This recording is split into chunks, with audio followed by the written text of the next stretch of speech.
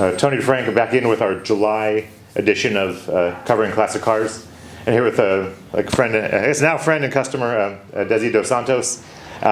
We featured two of his vehicles on the catalog cover. So thanks for taking out your time out of your day. It's beautiful here, and no problem. It's a little warm, but we're getting everything done. So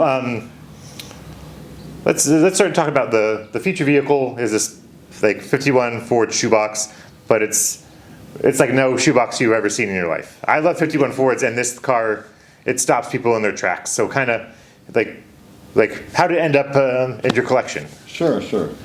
So I first saw this car at SEMA in 2016 when it was unveiled, and it kind of blew everybody away at the time. I remember going back several times to look at all the details and thinking, oh, that's kind of neat. I'll never own that, but it's a neat car. And it disappeared. It supposedly went around to all the shows in 2017 and won a bunch of awards, Custom Ride of the Year with Good Guys and things like that. And it disappeared. Last year in 2024, my son was looking to buy a used car. He was looking at a consignment dealership, and I was trying to research them to make sure they were legit. Looked on their website. They had cars they previously sold, and that was there. The car was there. I remembered it. And after about a month or so, I finally got up the guts and went back and said, hey, can you make an offer to whoever you sold it to? Because I didn't know where it was. And I'll pay them more than whatever they paid and see what happens. And initially it wasn't for sale. The guy didn't want to sell it. But then after a few months, we negotiated and I was able to get it, bring it out here. And now I've got it on the road trying to put some miles on it. And that's no exaggeration. Like, this car is beautiful. It's spotless. I'm assuming the undercarriage is just as nice as that. When we were taking photos, I said, Desi, I think you need to have like white gloves and like those like real estate booties in this car, because the interior is immaculate. Everything, I feel like the polish work, everything is incredible. And you're driving this car. We measured it for a car cover. He drove it over to our shop. I'm like, and that's, I'm glad you're enjoying it. It's a beautiful car. It needs to be seen. And even when my father saw it at Grand National this year, he knows I love like shoebox Fords, and he's like, you got to come see this car. And I think he courted you and your wife for too long. I apologize, but he thought the car was incredible, and it's great that after so many years away like this, you're definitely making up for lost time. No, trying to.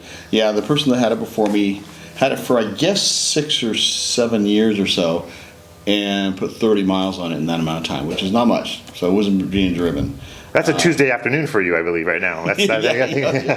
Pretty much. Since I've had it running since January, so is that over 4 months now? I put 700 miles on it. Okay. So. And you must be loving the car, I'm assuming. Oh, yeah. I guess I know there's. We were talking about the little headaches of having old cars, but I think you're enjoying it. It seems like. I am. Little things you gotta keep up and fix here and there, but I'm having fun with it. Okay. Sure. And now you're retired. You ran a software business, so. Like how did you get into the car scene? What you just like the analog? You like the throwback, like the nostalgia of it? Because this isn't your first custom car you've owned. So how did you get into the hobby? I started when I was 15, so way back in the 70s, putting some age on there. And I've always liked cars, always had custom cars, or always had hot rods of some sort, or muscle cars, and then exotics here and there. But I was building a custom 69 Camaro and kind of stopped in its tracks, didn't finish that, and everybody knows how that goes. You start one and you sometimes never finish it. And, that's my dad's biography. Exactly. Sorry, Dad. But I had a car called Quadraduce. It was an all-wheel drive 32 Roadster. I had that for 9 years before this. And it was getting to the point where we had got it running perfect. I drove it everywhere. If it was 200 miles away, I'd drive it, no problem. And my wife told me, if I ever bought another car to replace that, it had to have air conditioning, had to have windows, had to have fenders, had to have windshield wipers, all those things that the hot rod didn't have. And this one kind of fits the bill, so ended up buying. It has air conditioning? Yeah. Oh, okay. They hit the compressor way at the bottom, so you don't notice it. Right. Yeah, so it does have air conditioning. Okay. Yeah, because when you look at the car, and I guess my follow-up would be what attracted you to this vehicle? Because it's, if you're looking really close at it, it has this road racing, airplane inspired build, but then you back up and it's a 51 Ford body. I know it's been sectioned and it's not, it resembles the 51 Ford, but it's really like this kind of one-off car. Yeah. So what about it like attracted you to it, or like what that you had to say like, I gotta have it? Like what was the thing or the combination or? It was probably the theme. I didn't understand the theme at first until somebody told me, but it was the guy that had the design that passed away back in 2017. He wanted to make it look like Ford went to Europe to race in the 50s. So what would they do? They would take a nice family sedan, suction it, chop it up, whatever they got to do, and they'd throw their biggest motor in it, a Lincoln, Continental Y block. And the subtle race look of it, I think, is what did it for me. All those leather straps and the European changes that they did to it. So yeah, it's beautiful. And then you mentioned the Lincoln engine, and it has the Lincoln trim pieces on it. Like, tell us about the motor, because it's beautiful. Like, and I feel like it must go fast. So tell me a little bit about it. It goes okay. It goes okay. They got 370 horsepower out of it, which is enough. We're not redlining this car anywhere, but it is a Lincoln 368 cubic inch Y block from a 1956 Lincoln Continental. So it's a real old engine. It's very tall and large, and they put Hillborn fuel injection on it that was from the 50s and 60s. So it really looks the part. Everything they did about it was to try and make it look like 1950s and keep it in that time frame. So you don't see anything modern unless you look under the covers. If you look deep down in the intake, underneath the Hillborn injection, you'll see modern fuel injection with a Holley ECU underneath the dash. So things like that where they made it drive nice but still look 50s. Mm-hmm. Yeah, you don't really see any of that modern tech. They hit it well, and the builders did a fantastic job. Yeah. Now, I guess you've been really enjoying it this year. It seems like every show, the car cover team is at the thing. Your car's on display.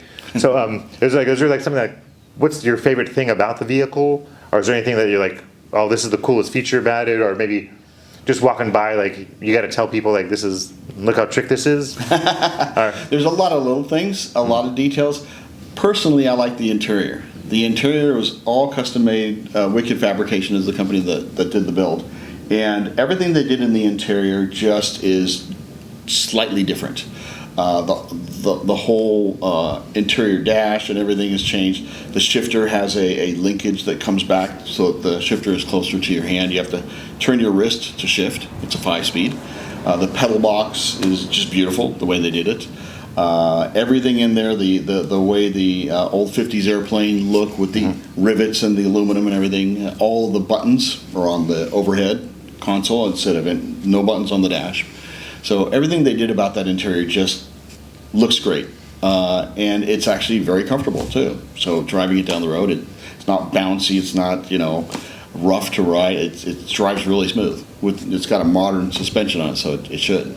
Okay, and then on the catalog cover we got we were showing off 2 cars, and the other car you have is your Ford GT. So now, since you've acquired the shoebox, now what car is getting driven more often? The shoebox. Okay, hey. For sure. Okay. The Ford GT is newer. It's exotic. It's interesting because since it's a Ford, I can take it to an exotic car show. It's rare. I can also take it to a hot rod show, and people can somewhat accept it. Even though it's a newer car. That's been fun. I've been driving that around as well, so I put miles on that.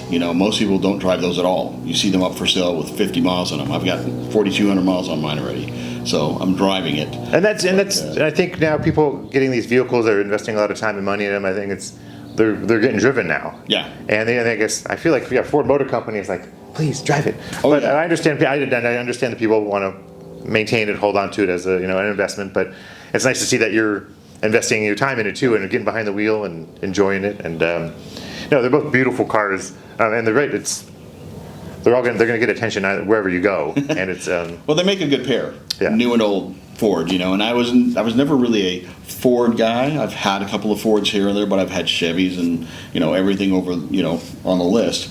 But just happens to be I've got a new and an old Ford sitting together now in the garage. So well, it's a great pair, and I guess are any more plans for the shoebox this summer, or just to be determined? A couple. We're doing some things to maintain a few things that we've got to deal with. Probably the next show we're going to be at is possibly Wheel Hub Live out of Nebraska. We're trying to be there. And then after that, we're definitely going to be at the good guys up in Washington State. I don't know how to pronounce it right. Puyallup, yeah. That's it. Yeah, there you go. One. So we'll be there because Wicked Fabrication sponsors that Good Guys, and they're the ones that built the car. So they're going to put together a little area possibly with Wicked Fabrication builds, and so we'll be there for that. Oh, good. Well, I'm glad to see you enjoying the vehicle, and again, thanks for spending a few minutes with me and hanging out. Doing this photo shoot, and again, I apologize for whatever my dad did or said at Grand National. Who knows? He's a loose cannon sometimes. Your dad's fine. Yeah, he's a great guy. And again, we'll have some photos and some video clips of both these vehicles on the website soon. Again, Tony DeFrank with Covering Classic Cars, and thanks for hanging out with us for a few minutes.